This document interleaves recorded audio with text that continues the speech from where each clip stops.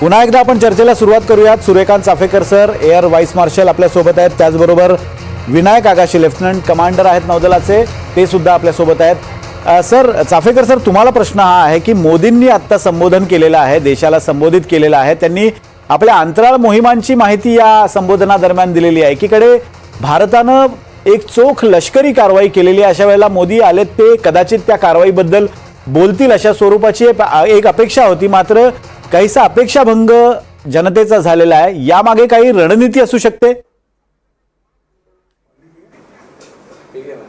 Chaphekar sir, सध्या जे आपण करतो, तुम्हाला ऐकू येत आहे? हो हो, बोला बोला। हॅलो, हां, सध्या जे आपले चाललं आहे ते आतंकवाद्यांविरुद्ध मोहीम आपण उघडलेली आहे। त्यावर प्राईम मिनिस्टर सारख्या मोठ्या पदावरून त्याच्याबद्दल काही भाष्य करण्याची गरज आपल्याला नाही, असंच या संदेशातून बाहेर येत आहे। अगदी आपले जे फौजा आहेत त्यांनी जी कारवाई करायची त्या करतायत, पण मोदींनी आंतरराष्ट्रीय जनतेसाठी हा जो मेसेज दिलाय की आम्ही सर्व जगासाठी काहीतरी करायची इच्छा ठेवतो, आम्ही आमचं किती या गोष्टी सॅटेलाइट स्पेस टेक्नॉलॉजीनी आम्ही जगाचं भलं करण्याकडे लक्ष देतोय। 1000 100 200 असे सॅटेलाइट दुसऱ्या देशांचे सुद्धा आम्ही लॉन्च केले आहेत। तर आम्ही सायन्स अँड टेक्नॉलॉजीकडे कसं ॲडव्हान्समेंट करता येईल हे पाहतोय। आत्ताच्या विषयामध्ये हा विषय काढणं जरा ऑड वाटेल, पण हे त्यांनी अगदी जाणून केलेलं आहे असं मला वाटतं, कारण जे सुरू आहे त्याच्यावर भाष्य करण्याची पंतप्रधानांना काही जरूर नाही असंच याच्यातून ते भासवतायत, आणि ते जगाला पटेलही असं मला वाटतं। आगाशे सर, हाच मुद्दा तुमच्यासाठी किंवा हाच प्रश्न तुमच्यासाठी, मोदींनी आता या लष्करी कारवाई नंतर अंतराळ स्तरावर आपली कामगिरी काय आहे या संदर्भात भाष्य करणं, याचे काय अर्थ निघतात? याचा खूप लॉंग टर्म विचारपूर्वक त्यांनी हे भाषण केलेलं आहे की आम्हाला युद्ध नको आहे। आम्ही जेव्हा पूर्ण जगाचा सर्व मानवतेचा विचार करतो आणि आम्ही जे काय काम करतो ते आम्ही पूर्ण विश्वची माझे घरं अशा प्रकारे आमचा विचार असतो, आणि हेच त्यांनी पटवून द्यायचा प्रयत्न केलेला आहे। आणि जे काही ऑपरेशन सिंधूरमध्ये ते केलेलं आहे हे सगळ्यांच्या समोर आलेलं आहे, त्याच्याबद्दल बोलण्यात काही विशेष नाही असा त्याचा अर्थ निघतो। अगदी ही लष्करी कारवाई पंतप्रधान त्यावर भाष्य करत नाहीत आणि अंतराळ मोहिमांबद्दल बोलतात, हे पुरेसं बोलकं आहे आणि त्यामागे काही रणनीती आहे आणि योग्य पद्धतीनं आखलेली ही रणनीती असल्याचं मत व्यक्त करतात। चाफेकर सर, एक मुद्दा महत्त्वाचा आहे, तो म्हणजे आत्ता काही वेळापूर्वी जी पत्रकार परिषद झाली त्यावेळेला आंतरराष्ट्रीय स्तरावर आपली भूमिका स्पष्ट करण्यासाठी भारतानं मुद्दे मांडले, पण अजूनही भारताची लढाई संपलेली नाही आहे, भारतावर अजूनही हल्ले होऊ शकतात अशा स्वरूपाचं भाष्य विक्रम मिस्री यांनी केलेलं आहे, परराष्ट्र सचिव आहेत। त्यांच्या या वक्तव्याकडे कसं पाहता येईल, आणि या पुढे सुद्धा हल्ले होऊ शकतात, त्यामुळे भारत या पुढच्या हल्ल्यांना सुद्धा उत्तर देण्यासाठी सज्ज असल्याचं ते म्हणतायत। कुठेतरी भारताची ही लष्करी कारवाई थांबलेली नाही आहे असा संकेत त्यातून दिला असं म्हणायचं? यात त्या प्रेस कॉन्फरन्समध्ये हे स्पष्ट करण्यात आलं होतं की आम्हाला आमच्या इंटेलिजन्सकडनं अशा काही माहिती मिळाल्या आहेत की पाकिस्तान यापुढेही जे 22 एप्रिलला घडलं तसं काही घडवून आणण्याची शक्यता आहे। त्यामुळे तसं होऊ नये म्हणून आणि माझ्या देशाची सुरक्षितता चांगली राहावी म्हणून आम्ही प्रिएम्प्टिव्ह स्ट्राईक म्हणजे आधीच त्यांना त्यांच्या कारवायांपासून दूर करण्यासाठी प्रिएम्प्टिव्ह स्ट्राईक केलेला आहे। तर त्यांचं असं म्हणणं असल्यामुळे त्यांनी पुढे ते एलॅबोरेट करताना हे सांगितलं की अजूनही जर अशा काही घटना घडल्या तर आम्ही अशा कारवाया करायला मोकळे असू, त्यामुळे ही ॲक्टिव्हिटी आपण कंटिन्यू करणार हे नक्कीच। आणि मोदींनी अगदी पूर्वी जेव्हा हल्ला झाला 22 एप्रिलला तो भ्याड हल्ला, त्यानंतर त्यांनी स्पष्ट केलं होतं की आता जगाच्या पाठीवर कुठेही हे लोक आतंकवादी गेले तरी त्यांचा आम्ही पिच्छा पुरवू आणि त्यांना जमीन कमी पडेल हे लक्षात घेतलं पाहिजे। त्याच मुद्द्याला अनुसरून तोच मुद्दा पुढे नेताना आज हे वक्तव्य झालंय असं मला वाटतं. आणि प्रेस कॉन्फरन्समध्ये त्यांनी हेही सांगितलं की आम्ही कोलॅटरल डॅमेज करणार नाही, बाकी आम जनतेला त्रास आम्ही देणार नाही, आम्ही फक्त प्रिसाईज टार्गेट निवडले आहेत आणि ते आतंकवाद्यांचे आहेत.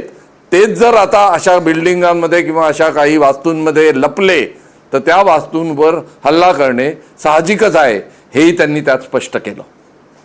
आगाशे सर, एक मुद्दा तुमच्यासाठी असा आहे की भारतानं गेल्या काही दिवसांपासून पाकिस्तानच्या आर्थिक नाड्या आवळण्याचे प्रयत्न सुरू केलेले आहेत. मग ते एशियन डेव्हलपमेंट बँकचे अध्यक्ष त्यांची वित्तमंत्र्यांनी घेतलेली भेट असो किंवा FATF समोर पाकिस्तानला पुन्हा एकदा ग्रे लिस्टमध्ये टाकण्यासाठी सुरू केलेले प्रयत्न असोत, आजच्या पत्रकार परिषदेमध्ये जे मुद्दे मांडले गेलेले आहेत ते आर्थिक नाड्या आवळण्याच्या अनुषंगानं कशा पद्धतीनं महत्त्वाचे ठरू शकतात असं तुम्हाला वाटतं?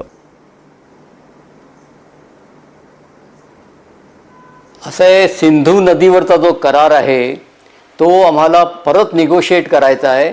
यासाठी आपण अनेक वेळा पाकिस्तानला बोलावलं.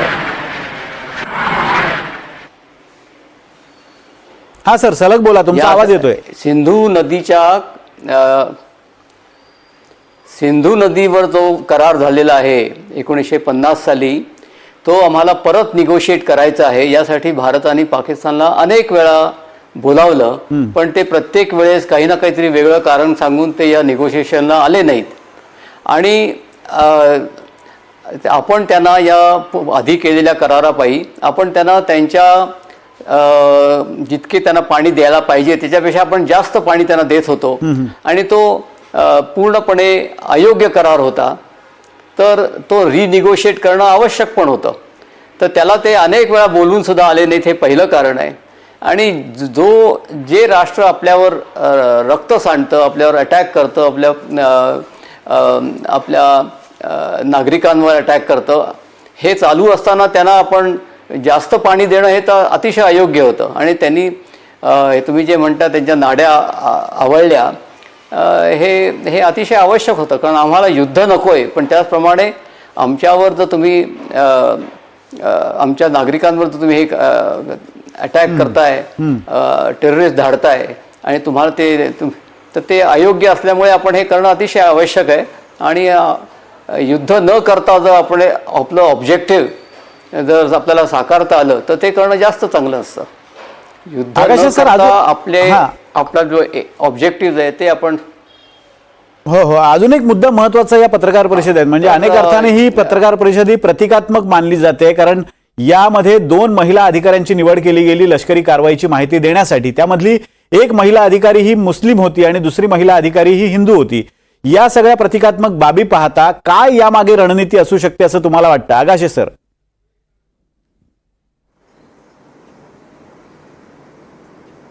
ह्याच्यातून असं आपण दाखवतो की आपल्याकडे सर्व प्रकारचे धर्माचे लोकांना आपण योग सारखंच महत्त्व देतो.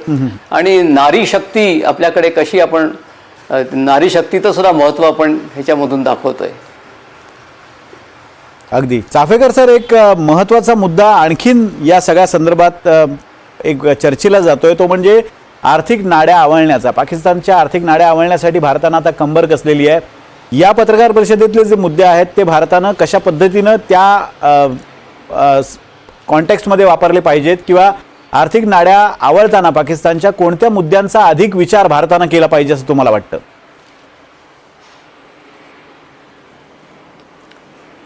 जे काही डिप्लोमॅटिकली निर्णय घ्यायचे होते ते आपण आधीच घेतले होते, त्यामुळे या पत्रकार परिषदेत त्याचा उल्लेख जास्त करण्याची गरज नव्हती असं मला सर्वप्रथम वाटतं. परंतु त्याचा थोडा उल्लेख याच्यासाठी झाला आहे की जे काही आम्ही आत्तापर्यंत केलं आहे त्यांनीच सर्व काही संपलं आहे, आमचे उपाय आता डिप्लोमॅटिक संपले आहेत असं कोणाला वाटू नये म्हणून त्यांनी ह्या विषयाला हात घातला. त्यात नदीच्या पाण्याचं ऑलरेडी आपण उल्लेख केला आहे. डिप्लोमॅटिक रिलेशन्स, मिलिटरी अटॅचीजना परत पाठवणं, व्हिसा कॅन्सल करणं, ट्रेड थांबवणं, या सर्व गोष्टी त्या नाड्या आवळण्यासाठीच होत्या. पण एवढ्यावरच सगळं थांबेल असं नाही हे स्पष्ट करण्यासाठी त्याचा परत उल्लेख केला होता.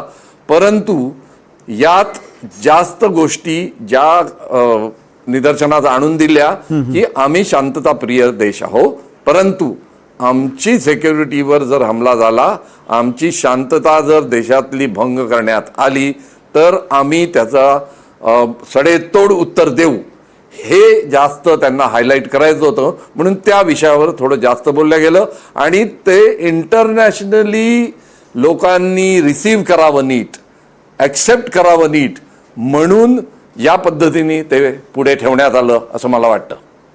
अजून दोन सर मुद्दे आहेत चाफेकर सर, ते म्हणजे मे आणि नोव्हेंबर 2024 मध्ये संयुक्त राष्ट्राला आपण TRF बद्दलचे इनपुट्स दिल्याचं विक्रम मिस्रींनी या पत्रकार परिषदेत सांगितलं. दुसरं म्हणजे डिसेंबर 2023 मध्ये लष्कर ए तय्यबा आणि जैश ए मोहम्मद कशा पद्धतीनं TRF सारख्या छोट्या दहशतवादी गटांना हाताशी धरून भारतातल्या दहशतवादी कारवायांसाठी त्यांचा वापर करतंय, अशा स्वरूपाचे इनपुट सुद्धा आपण संयुक्त राष्ट्राच्या सुरक्षा परिषदेसमोर दिल्याचं त्यांनी उल्लेख केला होता. ही प्रक्रिया नेमकी काय असते आणि त्या प्रक्रियेचा काय फायदा या प्रकारच्या कूटनीतीमध्ये आपल्याला होऊ शकतो? यात सर्वात महत्त्वाचं गोष्ट लक्षात घेतली पाहिजे तर या सुरक्षा परिषदेचे आता टेम्पररी मेंबर 10 जे असतात त्यात पाकिस्तान एक मेंबर आहे. बरोबर. त्यामुळे सिक्युरिटी काउन्सिलकडे जास्त लक्ष देण्याची आपल्याला गरज होती. कारण जसं आपण डिप्लोमॅटिक काही स्टेप्स घेतल्या, जसं पाणी थांबवणं ज्याचा आपण उल्लेख आत्ताच केलाय, त्यानंतर पाकिस्ताननी एक गोष्ट केली आणि त्याकडे जास्त मीडियाचं लक्ष गेलं नाही. त्यामुळे मी इथे ते निदर्शनात आणू इच्छितो. पाकिस्तानला असं वाटलं की आपण त्या सिक्युरिटी काउन्सिलचे मेंबर असल्यामुळे आपण तिथे जाऊन आता आपलं रडगाणं गायलं तर सिक्युरिटी काउन्सिल आपल्याला त्याचा फायदा करून देईल. परंतु परवाच जी मीटिंग झाली त्यांची सिक्युरिटी काउन्सिलची, त्यात सिक्युरिटी काउन्सिलच्या सगळ्या मेंबरनी त्यांचा मुद्दा तर ऐकलाच नाही आणि आतली गोटातली अशी बातमी आहे की त्यांनी पाकिस्तानलाच फटकारलं की यात तुमची चूक आहे. पण पाकिस्ताननी जी एक ऍक्शन घेतली त्याच्याकडे मला तुमचं लक्ष वेधायचं आहे. पाकिस्ताननी युनिलॅटरली म्हटलं की आम्ही शिमला अग्रीमेंटला आता मानत नाही. आणि सर्वात महत्वाची गोष्ट यात अशी आहे की सिमला अग्रीमेंट मध्ये लाईन ऑफ कंट्रोल जे आहे भारत आणि पाकिस्तानमध्ये, त्याचा सुद्धा मुद्दा इन्क्लूड झालेला आहे. मग पाकिस्ताननी स्वतःच्या पायावर कुऱ्हाड मांडली आहे का? स्वतःच ते म्हणतायत का की आता आम्ही लाईन ऑफ कंट्रोल मानणार नाही किंवा पाळणार नाही? असं जर असेल तर भारताला थोडी मोकळीकच त्यांनी दिली आहे, या होणाऱ्या कारवायांसाठी मोकळीक दिली आहे. आणि इंटरनॅशनली आता ते हेही म्हणू शकणार नाही की लाईन ऑफ कंट्रोल पार करून यांनी या कारवाया केल्या. तर हा मुद्दा सुद्धा लक्षात घेतला पाहिजे आणि याचं महत्त्व या कॉन्फ्लिक्टमध्ये पुष्कळ आहे असं मला वाटतं.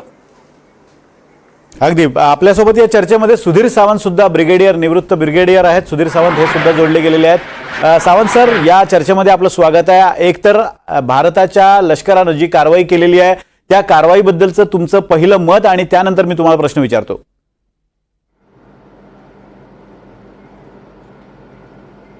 कारवाई आपल्या युद्धजन्य परिस्थितीमध्ये जी करायची ती भारतीय सेनेने केलेली आहे. आता त्यांना फ्री हँड सुद्धा दिलेला आहे. सर्वपक्ष बैठक सुद्धा झाली, त्याच्यामध्ये जी कारवाई करायची आहे ती करण्याचा अधिकार सरकारला दिलेला आहे. याचा अर्थ काय आहे की पूर्ण देश आज एक आहे पॉलिटिकली. आणि दुसरी गोष्ट आहे, जो आपला सिव्हिलन वर्ग आहे, जनता आहे, त्याला सुद्धा बरोबर घेण्याची आता आजपासून सुरुवात झालेली आहे. म्हणजे मॉक ड्रिल वगैरे जे आता सुरू झालेलं आहे. आणि बेसिकली आता सर्वात महत्त्वाची गोष्ट आहे की आत्ता जसं सांगितलं चाफेकर साहेबांनी की लाईन ऑफ कंट्रोल ही नष्ट झालेली आहे. हे आता फार मोठी बातमी आहे जी आता परिस्थिती निर्माण झाली आहे की नियंत्रण रेषा म्हणजे सैन्याला नियंत्रण करण्यासाठी सिमला ॲग्रीमेंटमध्ये एक रेस बनवली होती. ही रेस काय इंटरनॅशनल बॉर्डर नाही आहे. ही रेस म्हणजे आर्मीला वेगळं ठेवण्यासाठी एक रेस बनवली होती आणि ती पाळली, आपण दोघांनी पाळली अनेक वर्ष. मध्ये ज्या वेळेला कॉन्फ्लिक्ट होतं तेव्हा तिचा अर्थ राहत नाही. आणि आता तर त्यांनी पाकिस्ताननी जाहीरच केलं की आम्ही काय सिमला ॲग्रीमेंटला मानतच नाही, त्यामुळे आता लाईन ऑफ कंट्रोल नाही आहे. ह्याचा अर्थ असा होतो की भारतीय सैन्याने कुठेही जावं, पाकिस्तान सैन्याने कुठेही जावं, म्हणजे आता हे मोकळं करून टाकलेलं आहे. ही एक international तांत्रिक चूक पाकिस्तानची आहे असं म्हणता येईल. चाफेकर सर, एक मुद्दा आता जो मांडण्यात आला तो म्हणजे लाईन ऑफ कंट्रोलचा मुद्दा. पाकिस्ताननं एक प्रकारे सिमला पॅक्ट मानण्यास नकार दिलाय किंवा तशा स्वरूपाची भूमिका मांडलेली आहे. ही पाकिस्तानची चूक आहे असं तुम्ही आत्ताच मांडणी केली. मात्र याचे फायदे कशा पद्धतीनं भारत उचलू शकतो किंवा भारताने कशा पद्धतीनं आता या मुद्द्याचा वापर आंतरराष्ट्रीय स्तरावर आपल्या बाजूने जनमत वळवण्यासाठी केला पाहिजे? सर्वप्रथम मी सांगू इच्छितो की जेव्हा हे लाईन ऑफ कंट्रोल जेव्हा होतं, म्हणजे त्या करारामध्ये होतं, तेव्हा 1999 मध्ये जेव्हा आपण ऍक्शन केली कारगिलची, तेव्हा त्या सरकारनी फौजांना अगदी क्लिअर कट इन्स्ट्रक्शन दिले होते, इन्क्लुडिंग भारतीय वायुसेनेला, की तुम्ही लाईन ऑफ कंट्रोल पार करणार नाही. बरोबर. ते याच्यासाठी होतं की जगात आपलं नाव आहे शांतता प्रधान देश म्हणून. त्यामुळे आम्ही अशा कोणतीही गोष्ट करणार नाही, फक्त आतंकवाद्यांवर हमला करू असं म्हणून भारत सरकारनी सेल्फ रिस्पेक्ट मध्ये हे डिसिजन घेतलं होतं. पण आता जे मी तुम्हाला नमूद केलं आणि सांगितलं, ज्याच्यावर विशेष चर्चा झाली नाही, आता आपल्याला पाकिस्ताननी स्वतःच्या पायावर कुऱ्हाड मारून एक मोकळी कशी दिली आहे असं म्हणावं लागेल. त्यामुळे भारतात सरकारवर जे बर्डन होतं पूर्वी की इंटरनॅशनली प्रेशर येऊ शकलं असतं की तुम्ही LOC का क्रॉस केली, बरोबर, ते समूळ नष्ट केलाय आणि तेही पाकिस्ताननी केलाय आणि तेही त्यांनी युनिलॅटरली केलाय. त्यामुळे आपल्याला काही न करता आपण काही डिप्लोमॅटिक डिसिजन घेतले म्हणून त्यांनी घ्यायचं, म्हणून त्यांनी हे अतिशय चुकीचं डिसिजन घेतलाय असं मला तेव्हापासून वाटत होतं. आणि त्याची कल्पना आता हळूहळू जसं आपलं पुढे हे जाईल कॉन्फ्लिक्ट, तेव्हा लक्षात येईल की किती मोठी घोडचूक त्यांनी केली आहे. आणि त्यामुळे भारताचं जे म्हणजे एकंदर नीती जी आहे, पीस किपिंग जी नीती आहे, ती तर अबाधित राहीलच, पण जागतिक याच्यात जो विचार मांडला जाईल तो हाच मांडला जाईल की भारत आपल्या निश्चयावर दृढ आहे. आम्ही शांततेच नेहमी राहण्याचा निर्णय घेतलाय आणि तो आम्ही पाळतोय. पण पाकिस्ताननेच आता असं म्हटल्यामुळे लाईन ऑफ कंट्रोलचा काही महत्व उरलेलं नाही, म्हणून त्याचं उल्लंघन करणे वगैरे हा विषय समोर येतच नाही. असा प्रश्न आता आपण पूर्ण जागतिक याच्यात पुढे ठेवू शकू. अगदी हा जो मुद्दा आहे लाईन ऑफ ऍक्च्युअल कंट्रोल किंवा लाईन ऑफ कंट्रोलचा, नियंत्रण रेषेचं उल्लंघन आपल्याकडनं झालेलं नाही, कारण पाकिस्ताननेच एकतर्फी हा करार रद्द केल्याची घोषणा केली आणि त्यानंतर आहे. पण जर पाकिस्तानने या चुका केल्या नसत्या, म्हणजे भारताच्या पथ्यावर पडणाऱ्या या चुका केल्या नसत्या किंवा वक्तव्य केली नसती, तर आजची कारवाई हे युद्ध नीतीचं किंवा युद्ध नियमांचं उल्लंघन मानलं गेलं असतं का? कारण आज आपण ऍक्च्युअल बॉर्डर क्रॉस केलेली आहे आणि पाकिस्तानात असलेल्या 4 तळांना लक्ष्य केलेलं आहे. जर पाकिस्तानच्या वतीनं अशा स्वरूपाची वक्तव्य आली नसती तर हे युद्ध मानलं गेलं असतं का? चाफेकर सर. नाही, तरी मानलं गेलं नसतं, कारण ते हॉट परस्यूटचा जो एक पॉइंट आपण पहिले जे बोलत होते त्यांनी पकडला होता, तो अगदी बरोबर इथे चपलक बसतो. कारण जर आतंकवादी येऊन तुमच्या देशात काही नुकसान करून गेले तर त्यांच्या मागे हॉट परस्यूट करण्याची मुभा आपल्याला आहे. त्यामुळे ही जी हवाई कारवाई झाली त्यात काही उल्लंघन झालं असं म्हणता आलं नसतं. परंतु मी भविष्यात काय होईल किंवा काय आपल्याला फायदा होईल याबद्दल सांगताना हे लाईन ऑफ कंट्रोल बद्दल बोललो. अदरवाईज आपण जी आत्ता कारवाई केली ती नियमांना धरूनच आहे, कारण बालाकोटमध्येही आपण तसंच केलं होतं, आत्ताही आपण तसंच केलं आहे.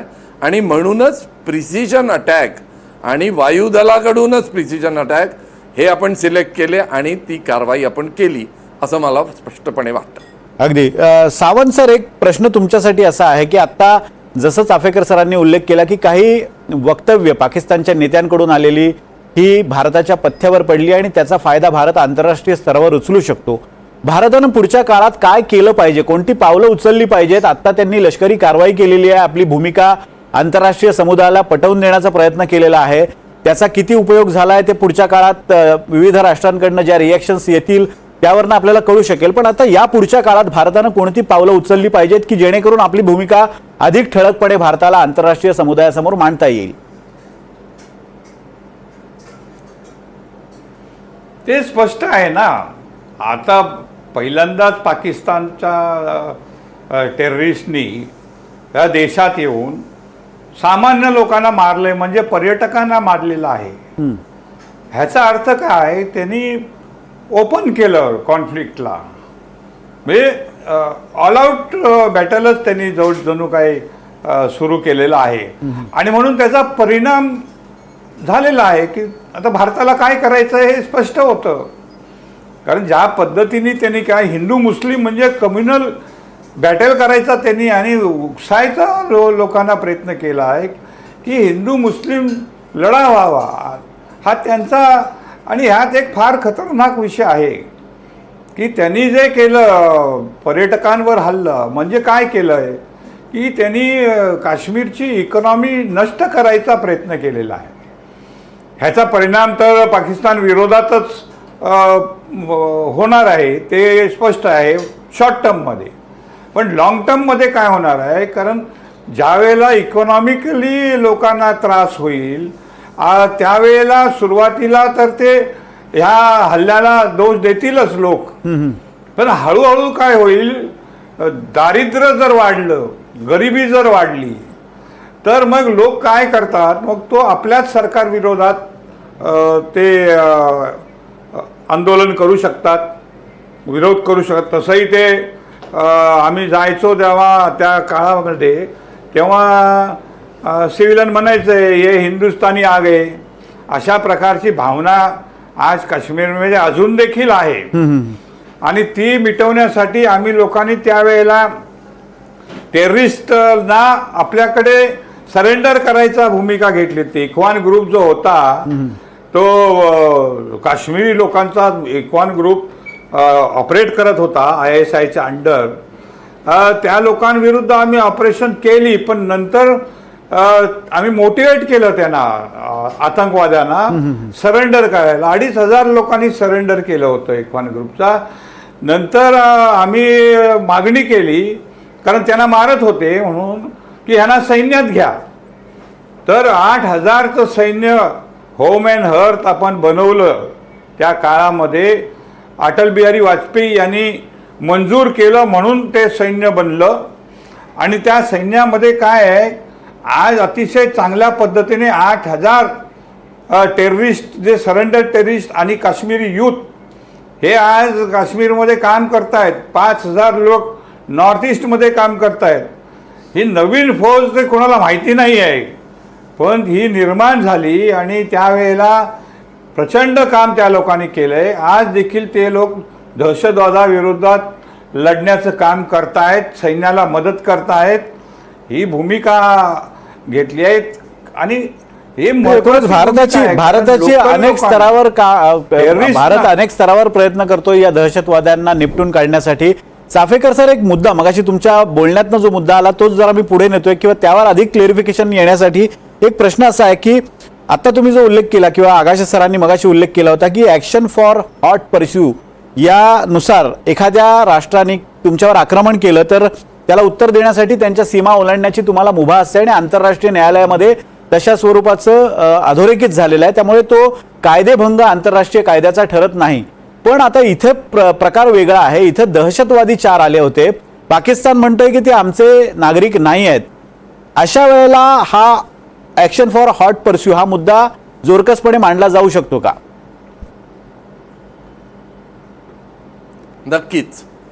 कुठलंही राष्ट्रात कधीही हॉट परस्यूटमध्ये कधीही कुठल्याही दुसऱ्या शत्रू राष्ट्राने हे मानलंच नव्हतं की ते आमचे लोक होते. हे अगदी कॉमन गोष्ट आहे आणि ते असं करतील हे सगळ्या जगाला माहिती आहे. त्यामुळे हा मुद्दा विशेष या बाबतीत समजल्याच जात नाही. पाकिस्तानची जी घुसखोरी चालली आहे आणि त्यांचं भारतावर सतत हल्ले छोट्या छोट्या स्वरूपात होत असतात, हे जवळजवळ पूर्ण जगालाच्या समोर आता आलेलं आहे. आणि पाकिस्तानात जवळ एकंदर जर 121 टेररिस्ट ऑर्गनायझेशन असतील, म्हणजे आहेत, रेकॉर्ड आहे असा, तर त्यातल्या 76 म्हणजे 76 टेररिस्ट ऑर्गनायझेशन पाकिस्तानात आहे. कोणत्या तोंडाने ते म्हणू शकतात की हे लोक आमचे नव्हतेच? त्यामुळे जगही मानणार नाही, भारतही मानणार नाही आणि इवन UN मध्ये हा मुद्दा अजिबात चालणार नाही, हे मी अति स्पष्ट करू इच्छितो. कारण ज्या देशाची इमेजच ही आता होऊन बसलेली आहे, तिथे ते कितीही ओरडा करोत, काही करोत आणि कुठल्याही नियमाच्या आड लपण्याचा प्रयत्न करोत, त्यांना त्यात सक्सेस मिळणार नाही, हे नक्की. आणि हा क्लॉज हॉट पर्स्यूटचा नक्कीच अबाधित राहील असं मला वाटतं. चाफेकर सर, एक शेवटचा मुद्दा, तो म्हणजे आतापर्यंत भारताची वाटचाल, या विशेषतः या हल्ल्यानंतर भारताची वाटचाल, पहलगाम हल्ल्यानंतरची योग्य ट्रॅकवर राहिलेली आहे. म्हणजे अगोदर सिंधू जलकरार रद्द करण्याचा मुद्दा असेल, त्यानंतर आर्थिक नाड्या आवळण्यासाठीची पावलं असतील, आंतरराष्ट्रीय स्तरावरचा आंतरराष्ट्रीय समुदायाला आपल्या बाजूने वळवण्यासाठीची पावलं असतील, आणि आता हा शेवटचा त्याच्यावरचा परमोच्च बिंदू म्हणजे एअर स्ट्राईक. यानंतर भारतानं कोणती पावलं उचलली पाहिजेत? पुढची वाटचाल भारताची कशी असली पाहिजे असं तुम्हाला वाटतं? पुढची वाटचाल हीच आहे की आपल्या प्राईम मिनिस्टरांनी जे वक्तव्य केलं तेच आपला गोल आहे, तोच आपला एम आहे, हे लक्षात घेतलं पाहिजे. जोपर्यंत पाकिस्तानमध्ये असलेले आतंकवादी संपत नाहीत आणि त्याची पुष्टी आपल्याला आपल्या इंटेलिजन्स एजन्सी देत नाहीत, तोपर्यंत ही कारवाई आपण सुरूच ठेवू असं म्हटलं तर ते चूक होणार नाही. आणि तेच करण्यासाठी यावेळी आपण, जर तुम्ही पाहिलं, बालाकोट म्हणजे एक सिम्बॉलिक अटॅक होता असं म्हटलं तरी चालेल, या आता जी परिस्थिती आहे त्याला अनुसरून. पण यावेळी मल्टिपल अटॅक होतील हे माहिती होतं, ज्ञात होतं. यापूर्वीही मी 2-3दा ही गोष्ट लोकांमध्ये सांगितलेली आहे. त्यामुळे गोष्ट इथे या एका अटॅकनी संपत नाही. जोपर्यंत पाकिस्तानातील आतंकवाद्यांचा संस्थांचा पूर्ण बिमोड आपण करत नाही, तोपर्यंत यावेळी आपण आणि आपलं सरकार स्वस्थ बसेल असं मला अजिबात वाटत नाही. आणि तसं होऊ पण नाही, कारण आपण इतकी वर्ष हे सगळं सहन केलं आहे. आणि यावेळी जेव्हा जगाचं मत तुमच्याबरोबर आहे, पूर्ण जगाला हे मान्य आहे की पाकिस्तान आतंकवाद्यांना शेल्टर देतो आणि तिथे बरेच आतंकवादी इन्स्टिट्यूशन एक्झिस्टिंग आहेत, तेव्हा ही कारवाई करणं आता भारताला सोयीस्करच नाही तर संधी मिळाल्यासारखं आहे.